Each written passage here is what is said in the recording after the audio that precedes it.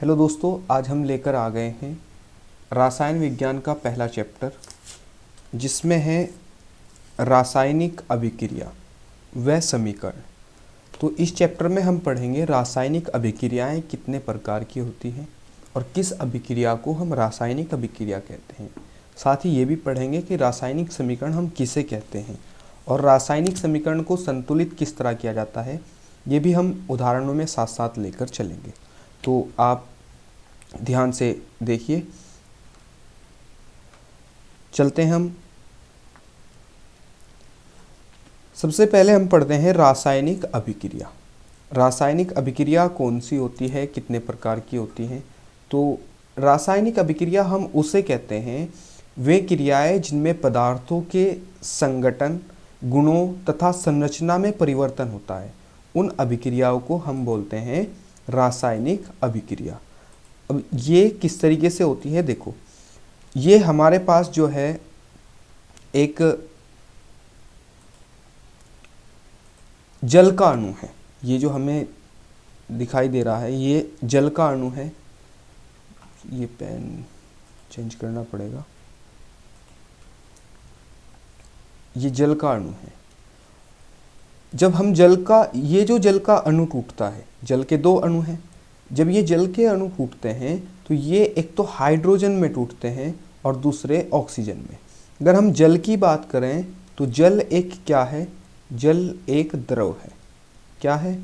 जल एक द्रव है, लेकिन हाइड्रोजन भी गैस है और इसी के साथ साथ ऑक्सीजन भी क्या है, गैस है। तो ये तो हुआ संगठन में परिवर्तन। गुणों में परिवर्तन, आप जानते हैं द्रव के गुण अलग होते हैं और गैस के गुण अलग होते हैं। ये हुआ इनकी गुणों में परिवर्तन। संरचना में परिवर्तन, संरचना में परिवर्तन से मतलब संरचना में देखो कैसे परिवर्तन हुआ। इसकी जो संरचना है H2O की जो संरचना होती है वो होती है इस प्रकार से, एक अणु ऑक्सीजन का और दो अणु हाइड्रोजन के। यहाँ लेकिन क्या हुआ, जो हाइड्रोजन गैस बनी उसकी संरचना अलग है, जो ऑक्सीजन गैस बनी उसकी संरचना जो है अलग है। ऑक्सीजन गैस में केवल ऑक्सीजन के अणु होते हैं, जबकि हाइड्रोजन गैस में केवल हाइड्रोजन के अणु होते हैं। तो इस प्रकार से उन चीज़ों को, उन अभिक्रियाओं को हम रासायनिक अभिक्रिया कहते हैं जिनमें पदार्थ के संगठन, गुणों तथा संरचना में परिवर्तन होता है। भौतिक अभिक्रियाओं में ये चीज़ें नहीं होती।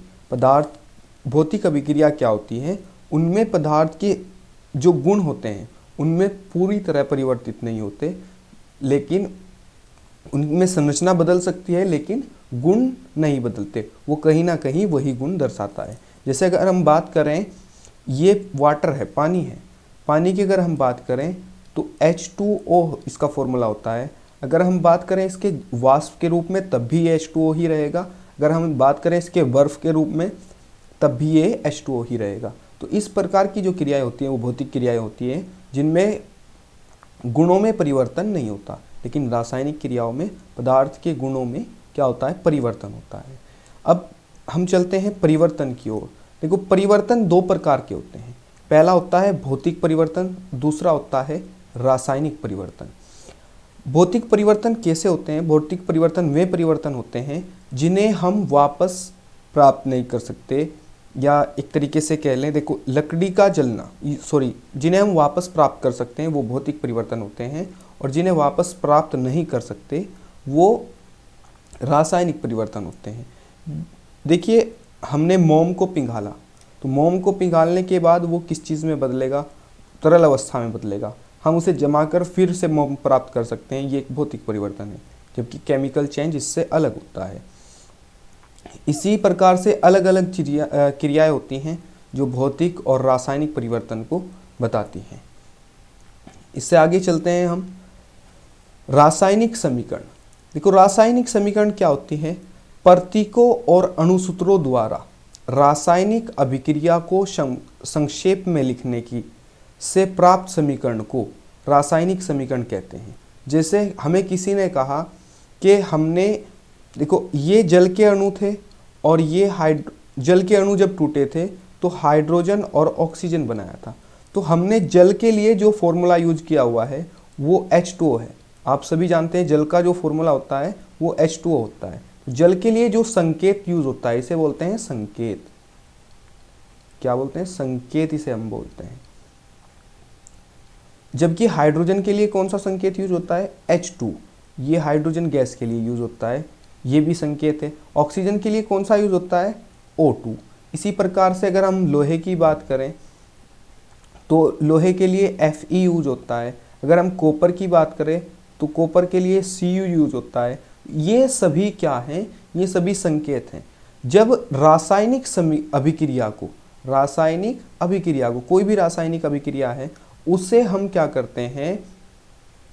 रासायनिक अभिक्रिया को संकेतों में लिखा जाता है। जैसे हमने ये अभिक्रिया जो है H2O अपघटन होने के बाद क्या बना रही है? H2 प्लस O2 बना रही है। तो ये क्या है? एक रासायनिक अभिक्रिया है। इसे हमने संकेतों में पिरोया है, संकेतों के द्वारा अगर प्रदर्शित किया है तो ये संकेतों से बनने वाली जो समीकरण है यही क्या है? रासायनिक समीकरण है। यही क्या है? रासायनिक समीकरण है। इसके बाद नेक्स्ट चलते हैं। ये हैं अभिक्रियाएं। इसमें पहला प्रकार है अभिक्रियाओं में संयोजन अभिक्रिया। संयोजन अभिक्रिया हम किसे कहते हैं? वे अभिक्रियाएं जिनमें दो या दो से अधिक पदार्थ संयोग करके, संयोग का मतलब होता है जुड़कर आपस में, संयोग का मतलब होता है आपस में जुड़कर केवल एक नया पदार्थ बनाते हैं, तब कौन सी अभिक्रिया होती है? संयोजन अभिक्रिया, या इसे बोलते हैं योगात्मक अभिक्रिया। इसी का दूसरा नाम होता है योगात्मक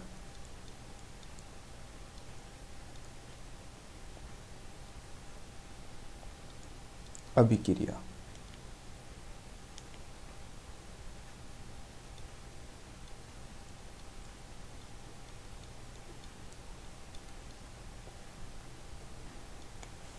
देखिए इसमें क्या होता है योगात्मक अभिक्रिया में, इसमें दो या दो से अधिक पदार्थ, जैसे यहाँ S2 का मतलब होता है सल्फर, और O2 का मतलब होता है ऑक्सीजन। ये दोनों आपस में संयोग कर रहे हैं। कौन कौन? S2 और O2। और क्या बना रहे हैं? SO2 बना रहे हैं। ये होता है सल्फर डाइऑक्साइड। तो ये एक संयोजन अभिक्रिया है। इसी प्रकार से दूसरा है H2 हाइड्रोजन है, O2 ऑक्सीजन है। ये हाइड्रोजन है, ये ऑक्सीजन है, आपस में मिलकर क्या बना रहे हैं? H2O बना रहे हैं जो जल है। ये भी एक संयोजन अभिक्रिया है। यानी कि जब हमें कोई भी दो पदार्थ दिए गए हों, जिसे हम A मान लें और प्लस दूसरे को B मान लें, तो ये जब आपस में जुड़ेंगे तो क्या बनाएंगे? AB बनाएंगे। तो ये जो हमारे AB होते हैं, यानी कि इधर के जो होंगे ये होंगे हमारे अभिकारक। ये हमेशा ध्यान रखने की बात है। तीर के निशान से जो इधर चीज़ें होती हैं वो होती हैं अभिकारक। ये क्या बोली जाएंगी? अभिकारक बोली जाएंगी। मैं इसमें लिख देता हूँ ऊपर ही, अभिकारक। और जो क्रिया होने के बाद बन के आते हैं वो होते हैं उत्पाद। तो यहाँ से एक परिभाषा और निकल सकती है कि जब दो या दो से अधिक अभिकारक क्रिया करके एक उत्पाद बनाते हैं, केवल एक नया उत्पाद या एक नया पदार्थ बनाते हैं, तो उस अभिक्रिया को हम संयोजन अभिक्रिया या योगात्मक अभिक्रिया कहते हैं। उस अभिक्रिया को हम संयोजन अभिक्रिया या योगात्मक अभिक्रिया कहते हैं। इसके बाद दूसरी होती है अनुत्क्रमणीय अभिक्रिया। ये देखियो थोड़ा अच्छी तरीके से समझना इसे, कि ये आगे की कई सारी अभिक्रियाओं को डेफिनेशन में आएगी।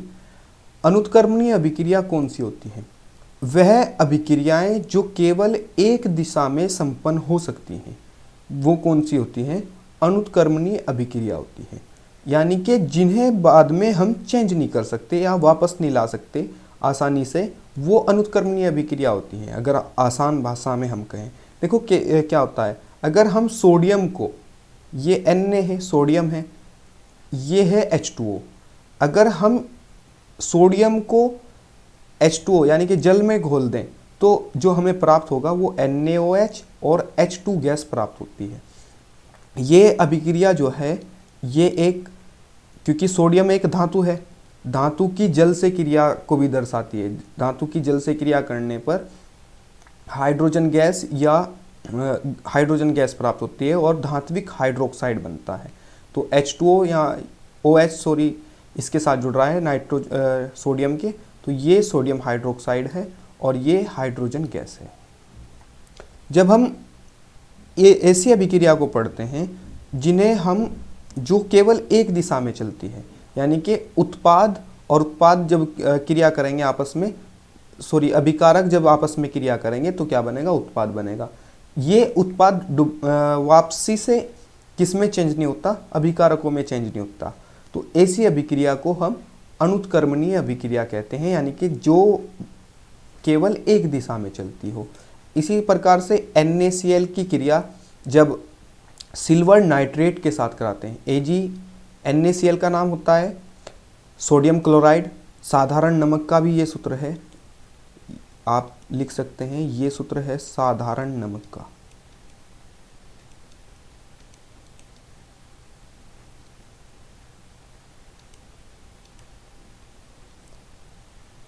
ये होता है silver nitrate, silver nitrate. AgCl जो होता है वो होता है सिल्वर क्लोराइड। AgCl का जो नाम होता है वो होता है सिल्वर क्लोराइड और ये होता है सोडियम नाइट्रेट। तो ये क्रियाएं ऐसी होती हैं जो केवल एक ही दिशा में चलती हैं। ऐसी बहुत सारी क्रियाएं हैं जो केवल एक ही दिशा में चलती हैं। इसमें हम आगे पढ़ेंगे। अच्छा, हमने बात की थी संतुलित करने की। देखो, संतुलित करने के लिए हम क्या करते हैं, अगर हम इस चीज़ को देखें तो सही तरीके से सभी को, सोडियम है यहाँ हमारे पास, Na का एक अणु है, इधर भी सोडियम एक ही है, तो सोडियम आपस में संतुलित है। दूसरा है हाइड्रोजन, हाइड्रोजन के कितने अणु हैं, 2 हैं यहाँ, लेकिन इधर कितने हैं, 2 तो ये हैं और 1 ये है, तो कितने हो गए, 3 हो गए। इसी प्रकार से O के कितने हैं यहाँ, O का 1 है, तो O का इधर भी 1 है, तो संतुलित नहीं है ये अभिक्रिया। क्या नहीं है, ये अभिक्रिया संतुलित नहीं है। इसे संतुलित करने के लिए हम देखो क्या करते हैं, अगर हम यहाँ 2 से गुना कर दें, यहाँ हम 2 से गुना कर दें तो 2 दूनी 4, हाइड्रोजन के कितने हो गए, 4 हो गए।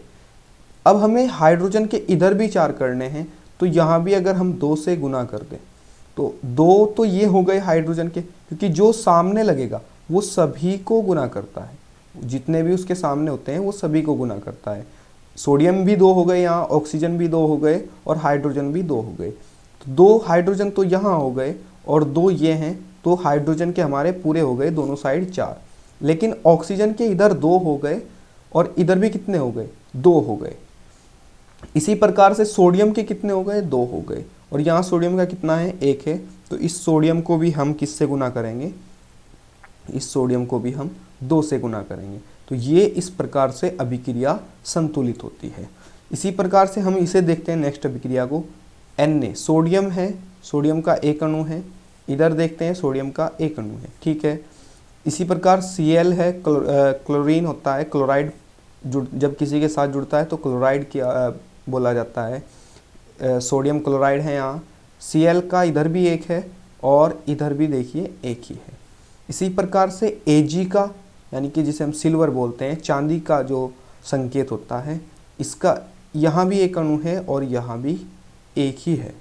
नाइट्रेट NO3, यहाँ भी 1 है, यहाँ भी 1 है, तो ये अभिक्रिया स्वयं संतुलित है। नेक्स्ट चलते हैं, ये है अनुत्क्रमणीय अभिक्रिया जो केवल एक दिशा में चलती है, ठीक है। अभी आपकी दूसरी अभिक्रिया जब आप पढ़ोगे तो ये और अच्छी तरह समझ में आ जाएगी। ये होती है अनुत्क्रमणीय अभिक्रिया।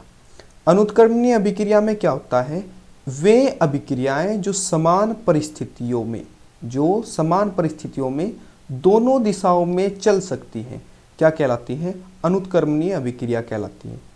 इन्हें इस प्रकार के निशान से दर्शाया जाता है, इस प्रकार का निशान इनके बीच में लगाया जाता है। आधा तीर का निशान इधर को जाता है, आधा इधर को जाता है। ये है कैल्शियम कार्बोनेट। कैल्शियम कार्बोनेट जब अपघटित होता है तो ये CaO यानी कि कैल्शियम ऑक्साइड और CO2 गैस बनाता है। तो लेकिन क्या होता है, अगर परिस्थितियां समान हो, यानी कि अगर परिस्थितियां इस अनुकूल हो कि ये अपघटित हो रहा है, तो ये इस चीज़ में भी अपघटित होगा, कैल्शियम ऑक्साइड में और CO2 में। लेकिन परिस्थितियां अगर फिर से वापसी में इस कंडीशन में आती हैं कि ये अपघटित ना होकर जैसे जैसे ताप देने पर ये अपघटित होगा, तो कैल्शियम ऑक्साइड बनाएगा और CO2 बनाएगा। लेकिन जब इन दोनों को हम एक साथ रखेंगे और उस चीज़ का हम ताप घटाएंगे, उस प्रक्रम का हम ताप घटाएंगे, तो ये फिर कैल्शियम कार्बोनेट में बदल जाती है, ये फिर कैल्शियम कार्बोनेट में बदल जाती है। यानी कि यही चीज़ थी जो इसमें बदली और यही चीज़ थी फिर इस वापस इसी चीज़ में आ गई। तो ऐसी अभिक्रिया को हम उत्क्रमणीय अभिक्रिया कहते हैं, जो दोनों दिशाओं में चल सकती है। इसी प्रकार फास्फोरस पेंटाक्लोराइड, ये PCl5 होता है, फास्फोरस P4 फास्फोरस, पेंटा आता है 5 की वजह से, ये जो 5 लगा हुआ है इसे पेंटा बोलते हैं। तो 5 की वजह से यहाँ पेंटा आता है, क्लोरीन की वजह से chloride, phosphorus pentachloride. Phosphorus pentachloride भी क्या होता है, जब अपघटित होता है तो ये PCl3 फास्फोरस ट्राइक्लोराइड और Cl2 में अपघटित होता है। लेकिन जब PCl3 और Cl2 मिले, आपस में मिले, तो वो फास्फोरस पेंटाक्लोराइड बना लेते हैं अगर परिस्थितियाँ समान रही। जैसे इसे ताप दिया तो ये इसमें क्या हो जाएगी, अपघटित हो जाएंगी। लेकिन अगर इस प्रक्रम का हम ताप घटाएं तो फिर ये फास्फोरस पेंटाक्लोराइड बना लेता है। इस प्रकार से ये अभिक्रिया उत्क्रमणीय अभिक्रिया कहलाती है। जबकि जो पिछली अभिक्रिया थी, इसका अगर हम ताप भी घटाएं फिर तो ये वापसी में चेंज नहीं हो पाती। ये वाली अभिक्रिया जो होती हैं वो चेंज हो जाती हैं, जिन्हें बोलते हैं हम उत्क्रमणीय अभिक्रिया। समझ में आ गई बात? मैं अपेक्षा करता हूँ आपकी समझ में आ गया होगा। अगर फिर भी आपको कोई डाउट है तो आप कमेंट करके हम आपका डाउट क्लियर करेंगे। इसके बाद आती है अपघटन अभिक्रिया। देखिए, अपघटन अभिक्रिया क्या होती है? वह अनुत्क्रमणीय अभिक्रिया। अब हमें पता है अनुत्क्रमणीय अभिक्रिया वो होती है जो वापस नहीं आ सकती, जिसमें, ये तो आपका क्लियर है, वह अनुत्क्रमणीय अभिक्रिया जिसमें किसी पदार्थ के अणु दो या दो से अधिक सरल अणुओं में विभाजित हो जाते हैं, उसे हम बोलते हैं अपघटन अभिक्रिया। उसे हम क्या बोलते हैं? अपघटन अभिक्रिया। देखिए, ये है पोटेशियम ऑक्सीक्लोराइड है। पोटेशियम ऑक्सीक्लोराइड को जब उष्मा दी जाती है, यानी कि इसे जब गर्म किया जाता है, तो ये किस में बदल जाता है? पोटेशियम क्लोराइड में और ऑक्सीजन में बदल जाता है। पोटेशियम क्लोराइड में और ऑक्सीजन में बदल जाता है। ये दोनों एक प्रकार से सरल अणु हैं, जबकि ये एक क्या है? ये एक जटिल यौगिक है। ये भी इसी प्रकार से हम बात करते हैं कैल्शियम कार्बोनेट की। कैल्शियम कार्बोनेट को जब हम गर्म करते थे, देखो यहाँ में और यहाँ में, ये मैंने दोनों जगह एक ही अभिक्रिया ली है। यहाँ जो ताप दिया जाता है वो ताप लिमिटेड होता है और यहाँ कुछ लिमिट क्रॉस करके ताप दिया जाता है, जिस कारण क्या होता है, ये अभिक्रिया फिर चेंजेबल नहीं हो पाती और ये जो कार्बन डाइऑक्साइड होती है ये बाहर निकल जाती है। तो इसकी वजह से ये अभिक्रिया फिर वापसी नहीं कर पाती। लेकिन अगर इसे एक ही जगह किसी बंद पात्र में रखा जाए, किसी बंद पात्र में रखा जाए, इसमें हमने रख दिया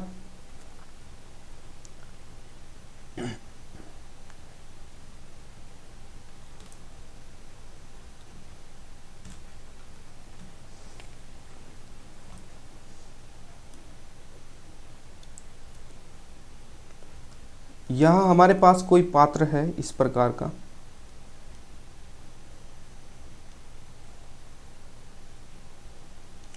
इसमें हमने CaO रखा, और सॉरी CaO ना रख के हमने रखा इसमें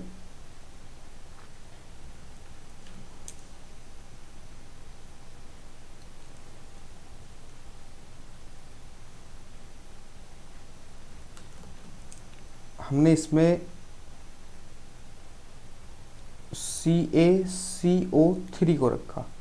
जब हमने इसे गर्म किया, हमने यहाँ से इसे गर्म किया, ताप देना शुरू किया, तो ये एक बंद पात्र होने की वजह से इसमें से कोई भी चीज़ बाहर नहीं निकलेगी, जिस वजह से अगर फिर हम इसका ताप घटाएंगे तो ये CaCO3 जो अपघटित हुआ था CaO में और CO2 में, ये वापस से CaCO3 में बदल जाता है। तो ऐसी अभिक्रिया अनुत्क्रमणीय अभिक्रिया होती है। लेकिन जब हम ये खुले पात्र में लेते हैं, तो कार्बन डाइऑक्साइड जो होती है वो बाहर निकल जाती है, तो फिर इस अभिक्रिया को हम रिटर्न नहीं ले सकते, इसलिए ये अनुत्क्रमणीय अभिक्रिया हो जाती है। ठीक है, यहाँ से हम बात करते हैं संतुलित की। संतुलित में देखिए, इधर ऑक्सीजन के 3 अणु हैं, इधर ऑक्सीजन के 2 अणु हैं। तो इन 2 को हमें क्या करना है, या तो इन 2 को 3 करना है या इस 3 को 2 करना है। घटा तो सकते नहीं, हम हमेशा बढ़ा ही सकते हैं। हम क्या करते हैं, अगर इसे हम 2 से गुना कर दें, तो 3 दूना 6 हो जाता है। 6 करने के लिए हम यहाँ 3 से गुना करते हैं, 3 दूना 6, ये बराबर हो गए ऑक्सीजन के हमारे। लेकिन K और Cl के 2-2 हो गए, यहाँ कितना है, यहाँ 1 है।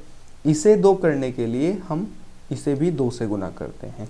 तो इस प्रकार KCl के भी KCl के भी बराबर हो जाते हैं। CaCO3 ये अभिक्रिया स्वयं संतुलित है, आप चेक कर सकते हैं। इसके बाद नेक्स्ट चलते हैं वियोजन अभिक्रिया पर। वियोजन अभिक्रिया क्या होती है, वह उत्क्रमणीय अभिक्रिया जिसमें किसी पदार्थ के अणु 2 या 2 से अधिक सरल अणुओं में विभाजित हो जाते हैं। 2 या 2 से अधिक सरल अणुओं में विभाजित हो जाते हैं। देखो, वियोजन अभिक्रिया और अपघटन अभिक्रिया दोनों में एक अणु टूट के क्या बनाएगा, 2 अणु बनाएगा। लेकिन एक अनुत्क्रमणीय अभिक्रिया है और दूसरी उत्क्रमणीय अभिक्रिया है।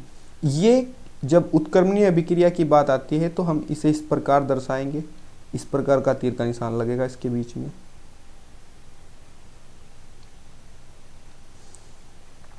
ये हम पहले ही करा चुके हैं, आपको समझा चुके हैं। फास्फोरस पेंटाक्लोराइड जो होता है वो अपघटित जब होता है तो फास्फोरस ट्राइक्लोराइड और क्लोरीन गैस में अपघटित होता है।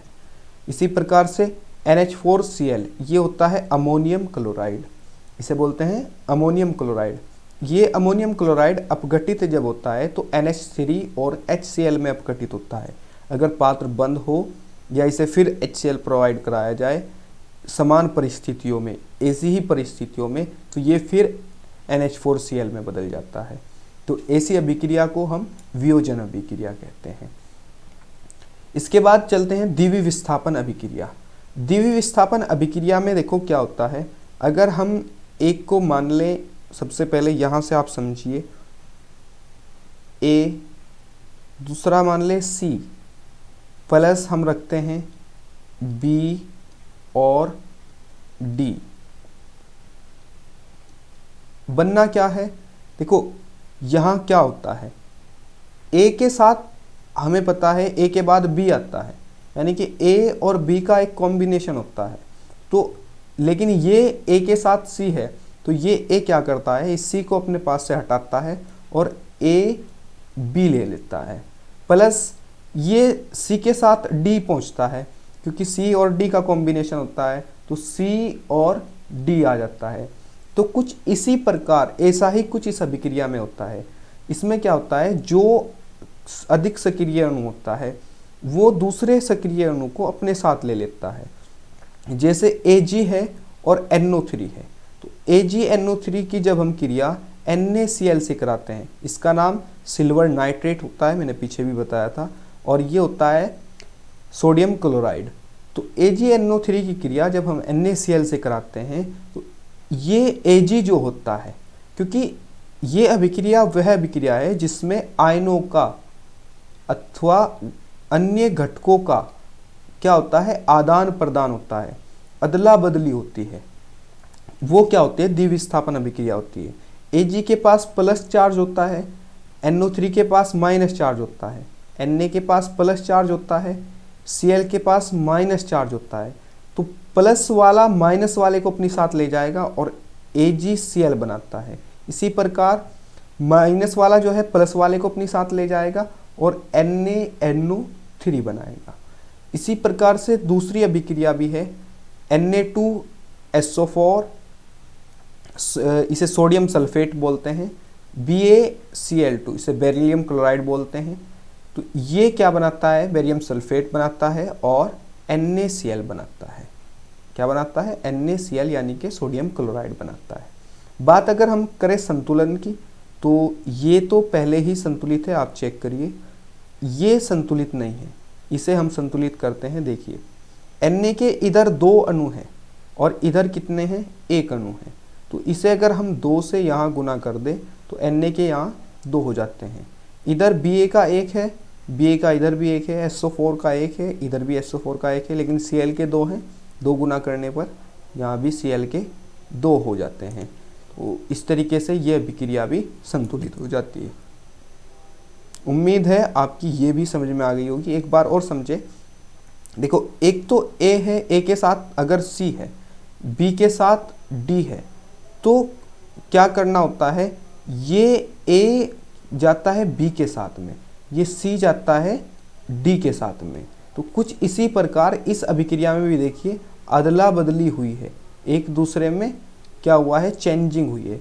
Na गया है, NO3 गया है Na के साथ में और Ag गया है किसके साथ में, Cl के साथ में। इस प्रकार की और भी बहुत सारी अभिक्रियाएं आपकी किताबों में दी हुई हैं, आप उन्हें एक बार देखिए अच्छी तरीके से और समझिए। इसके बाद आती है ऊष्माक्षेपी अभिक्रिया। ऊष्माक्षेपी अभिक्रिया क्या होती है, वे अभिक्रियाएं जिनमें ऊष्मा निर्मुक्त होती है, यानी कि ऊष्मा बाहर निकलती है। ऊष्मा बाहर निकलती है, उन्हें हम क्या कहते हैं, ऊष्माक्षेपी अभिक्रिया कहते हैं। तो ये अभिक्रियाएं कैसी होती हैं, देखिए ये है कार्बन। अगर हम कार्बन को जलाएं, कार्बन का अगर हम दहन करें, कार्बन प्लस ऑक्सीजन, क्योंकि दहन ऑक्सीजन की अनुपस्थिति ऑक्सीजन की उपस्थिति में होता है। कार्बन का अगर हम दहन करें तो CO2 गैस निकलती है और हमें क्या 94 किलो कैलोरी ऊर्जा, 94 किलो कैलोरी ऊर्जा प्राप्त होती है। तो ये जो ऊर्जा मुक्त हो रही है, ये जो ऊष्मा मुक्त हो रही है, ये ऊष्मा बाहर निकलती है, इसलिए यह अभिक्रिया क्या है, एक ऊष्माक्षेपी अभिक्रिया है। क्या है, एक ऊष्माक्षेपी अभिक्रिया है। दूसरी अभिक्रिया है यहाँ, ये अभिक्रिया इंपॉर्टेंट है। ये अभिक्रिया क्या होती है, C6H12O6, यानी कि ये होता है ग्लूकोज का सूत्र। ये किसका सूत्र होता है, ग्लूकोज का सूत्र होता है, और ये होता है ऑक्सीजन। जब हम ग्लूकोज की क्रिया ऑक्सीजन से कराते हैं तो CO2 जल और ऊर्जा निकलती है। अगर इस अभिक्रिया को आप जानते हो तो ये अभिक्रिया श्वसन अभिक्रिया कहलाती है। कौन सी अभिक्रिया, श्वसन अभिक्रिया है ये।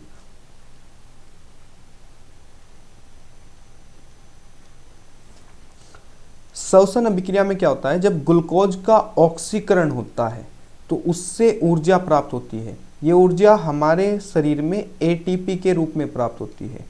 ATP की फुल फॉर्म होती है adenosine triphosphate. A for adenosine, T for try और P for phosphate, adenosine triphosphate. ये इसे देखिए आप, ये संतुलित नहीं है। पहली अभिक्रिया तो संतुलित है, दूसरी अभिक्रिया इसे संतुलित करने के लिए एक बार आप देखिए, यहाँ कार्बन के 6 अणु हैं, लेकिन इधर कार्बन के कितने हैं, यहाँ कार्बन के 1 अणु हैं। तो इसे 6 करने के लिए हम यहाँ 6 से गुना कर देते हैं। यहाँ तो कार्बन के 6 हो गए, ऑक्सीजन के कितने हो गए, 6 दूनी 12। इधर कितने हैं ऑक्सीजन के, 6 हैं यहाँ, और यहाँ कितने हैं, यहाँ 3 हैं केवल। इसी के साथ साथ यहाँ हाइड्रोजन के भी कितने हैं, 12, और यहाँ हाइड्रोजन के कितने हैं, 2 हैं। तो इससे हम 12 करने के लिए किससे गुना कर देते हैं, 6 से गुना कर देते हैं। अब आप देखिए सभी को, 6 दूनी 12, तो यहाँ भी देखिए 6, तो ये है हाइड्रोजन के जो है वो तो पूरे हो गए, 6 दूनी 12, ये 12 हो गए, लेकिन कार्बन के भी पूरे हो गए। बचते कौन है, ऑक्सीजन के, 6 दूनी 12, और 6 ये कितने हो गए, 18। तो 6 तो हमारे पास है यहाँ, कमी कितनों की है, 12 की। तो इसे अगर हम 6 से गुना कर दें तो 6 दूनी 12 हो जाते हैं। अब ये अभिक्रिया संतुलित हो जाती है। हमें दोनों साइड जो परमाणुओं की संख्या है, किसी भी यौगिक के, किसी भी तत्व के जो परमाणु हैं, वो हमें बराबर करने होते हैं संतुलित रासायनिक समीकरण में। और रासायनिक समीकरण को संतुलित करना अति आवश्यक होता है, तभी माना जाता है कि ये अभिक्रिया पूर्णतः सही है। इसके बाद हम नेक्स्ट पर चलते हैं, ऊष्माशोषी अभिक्रिया।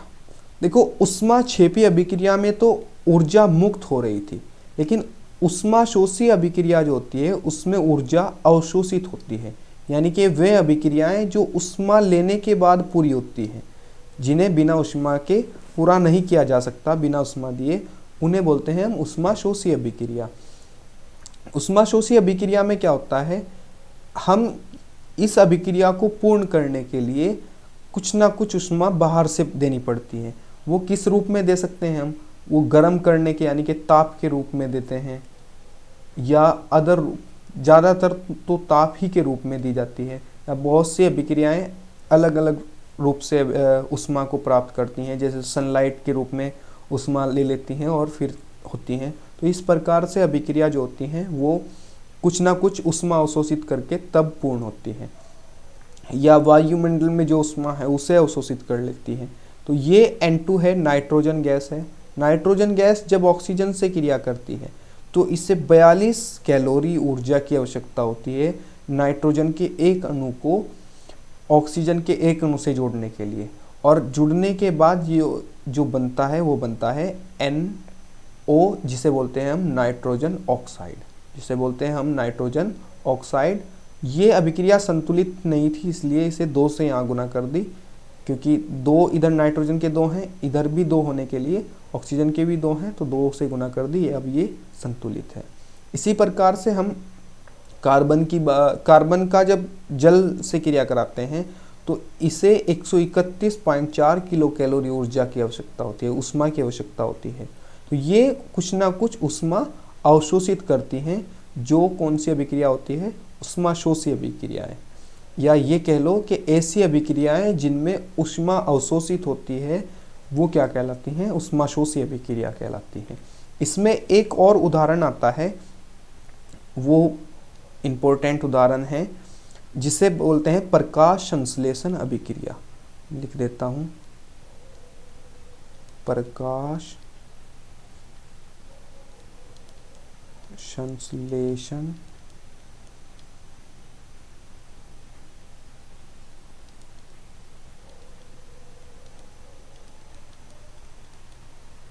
अभिक्रिया। प्रकाश संश्लेषण अभिक्रिया में क्या होता है, आप जानते हो। प्रकाश संश्लेषण में क्या होता है, जल H2O प्लस जल के साथ CO2, जल के साथ CO2, ये आपस में क्रिया करते हैं। किस किस में, सूर्य के प्रकाश की उपस्थिति में, सूर्य का प्रकाश और क्लोरोफिल,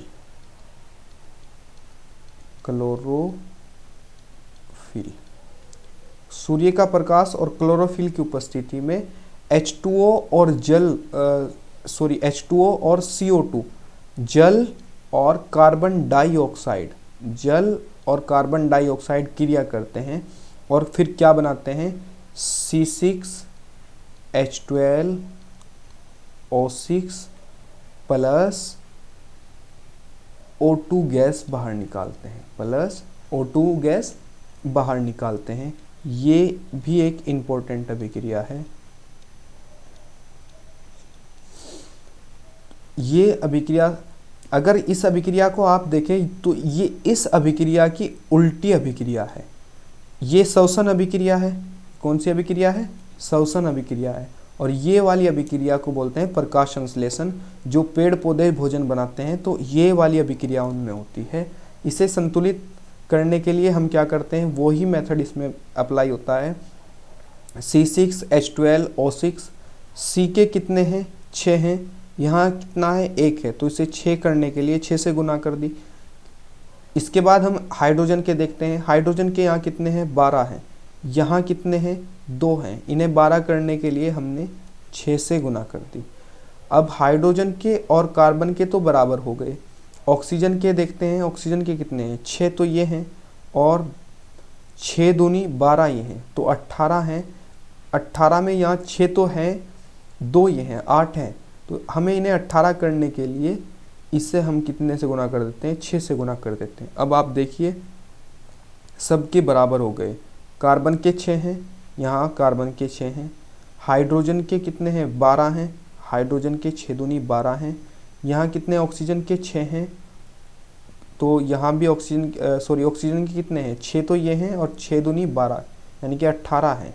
तो 6 तो ये है, यहाँ है ऑक्सीजन के, और 6 दूनी 12 यहाँ हैं, तो 18 ऑक्सीजन के भी यहाँ बराबर हो जाते हैं। तो इस प्रकार से ये भी अभिक्रिया हम संतुलित होती है।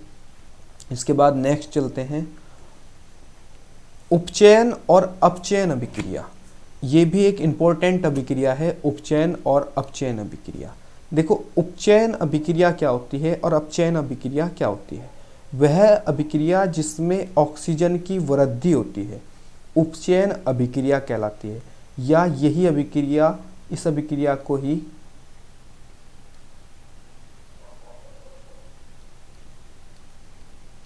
ऑक्सीकरण अभिक्रिया भी बोलते हैं। इस अभिक्रिया को ही ऑक्सीकरण अभिक्रिया भी बोलते हैं, जिसमें क्या होती है? ऑक्सीजन की वृद्धि होती है। जब भी किसी तत्व के साथ ऑक्सीजन का संयोग होता है, जब भी किसी तत्व के साथ ऑक्सीजन का संयोग होता है, तो वहाँ कौन सी अभिक्रिया होती है? उपचयन अभिक्रिया होती है या ऑक्सीकरण अभिक्रिया होती है। उपचयन या ऑक्सीकरण अभिक्रिया होती है। लेकिन जब किसी तत्व में ऑक्सीजन की कमी होती है और साथ में ही हाइड्रोजन की वृद्धि होती हो, तो ऐसी अभिक्रिया को हम बोलते हैं अपचयन अभिक्रिया। ऐसी अभिक्रिया को हम क्या बोलते हैं? अपचयन अभिक्रिया। और जिस अभिक्रिया में ये दोनों चीजें एक साथ हो रही हों, उपचयन भी और अपचयन भी, सॉरी यहाँ उपचयन लिखा हुआ है, इसे सही करने के लिए अब ये सही हो गया, अपचयन हो गया। एक उपचयन भी साथ हो रहा हो और अपचयन भी साथ हो रहा हो, तो ऐसी अभिक्रिया को हम क्या बोलते हैं? अपचयन अभिक्रिया उपचयन अपचयन अभिक्रिया या रिडॉक्स अभिक्रिया बोलते हैं, या रिडॉक्स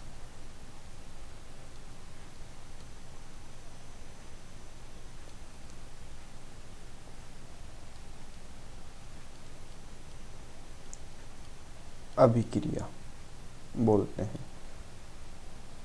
रिडॉक्स अभिक्रिया या उपचयन अपचयन अभिक्रिया बोलते हैं। देखिए ये रिडॉक्स अभिक्रिया, उपचयन अपचयन अभिक्रिया, इस अभिक्रिया से आप समझिए ये Mn है, इसके साथ ऑक्सीजन जुड़ा हुआ है, लेकिन यहाँ देखिए Mn के साथ से ऑक्सीजन हट गया, तो ऑक्सीजन की क्या हुई? यहाँ कमी हुई। ऑक्सीजन का क्या हुआ? ह्रास हुआ, या क्या हुई? कमी हुई। अगर ऑक्सीजन की कमी हुई है तो क्या हुआ है? अपचयन हुआ है। क्या हुआ है? अपचयन हुआ है। लेकिन अगर हम बात करें हाइड्रोजन की, यहाँ H है, HCl है, इस HCl में H में यहाँ आके देखिए आप हाइड्रोजन जुड़ गई और क्या बन गया? H2 बन गया। तो यहाँ क्या हुआ है? यहाँ ऑक्सीजन की वृद्धि हुई है या ऑक्सीजन की अधिकता है, तो यहाँ क्या हुआ है, यहाँ उपचयन हुआ है। यहाँ क्या हुआ है, उपचयन हुआ है। तो इस प्रकार से इस अभिक्रिया में अपचयन भी हुआ है और उपचयन भी हुआ है। तो ऐसी अभिक्रिया को हम क्या बोलते हैं, अपचयन उपचयन अभिक्रिया बोलते हैं या रिडॉक्स अभिक्रिया बोलते हैं। इसके बाद थैंक यू, आज यहाँ तक ही था हमारा सफ़र। आगे मिलेंगे नेक्स्ट वीडियो में। इतना तक के लिए पढ़ते रहिए और आगे बढ़ते रहिए। आप अपने सुझाव हमें अवश्य दें। आपको हमारी अगर कोई चीज़ें समझ में ना आ रही हों तो आप हमें कमेंट बॉक्स में बताएं या हमारे टेलीग्राम से जुड़कर वहाँ भी आप अपनी शिकायत दर्ज करा सकते हैं। आपकी समस्या का समाधान किया जाएगा। बाकी आज के लिए इतना ही। Thank you. जय हिंद, जय भारत।